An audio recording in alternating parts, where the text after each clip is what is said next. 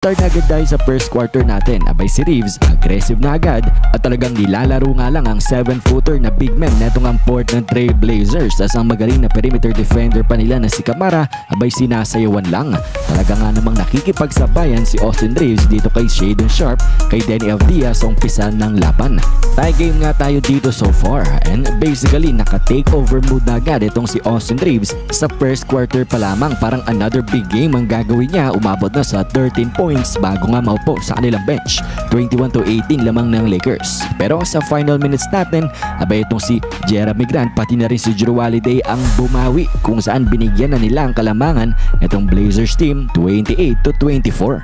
Second quarter natin, the scoring continues para nga kay Austin Reeves pero sinasabay na siya ni Jerami Grant. Pero buti na lang nandyan dito si DeAndre Ayton.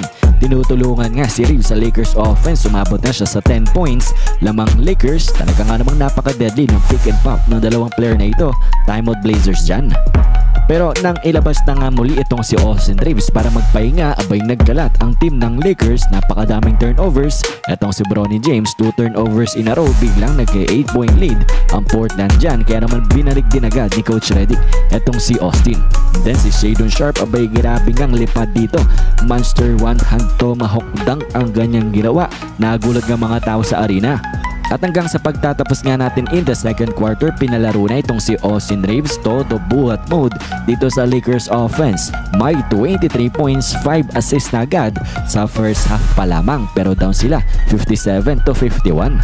At sa start ng ating third quarter, abay walang tulong ang ibang Lakers player dito. Sinasabayan pa ng turnovers nila kaya naman naging 12-point lead biglang labang ng Blazers. Timeout nga dyan itong si Coach Redick. Kaso pagbalik sa timeout, abay Deni Avdija back-to-back 3-pointers ang binigay nga sa depensa. Ginawa niya ng 15-point lead ang kanilang kalamangan. Sumikip na rin ang depensa ng Blazers dito. Pero buti na lang nandyan pa rin itong si Austin Reeves.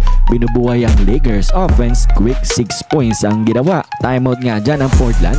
And then itong si Dalton Knecht, abay nabuhay na rin offensively. Nakatulong kahit papano dito sa Lakers once na maupo si Austin. Pero sa final minutes natin, si Jrue Holiday ang nag-take over sa laban para nga iangat ang kanyang team by 12 points muli. Score natin 89-77 after 3 quarters. At sa ating fourth and final quarter, Jrue Holiday take over nang nangyari dito. Talaga nga namang mainit ang shooting sa labas. 18-point lead ang kalamangan sa Lakers. Itong si Coach Redick sensing trouble, napa-timeout na nga dyan. Pero kahit papano naman ang team ng Lakers ay hindi naman sumusuko agad sa laban kung saan binababa nila to 11 points to 10 points ang kalamangan ng Blazers throughout the fourth quarter. Kaso hindi na nga kinayat kinapos ang team ng Lakers at itong Blazers takes care of business. Panalo nga sila sa labang ito.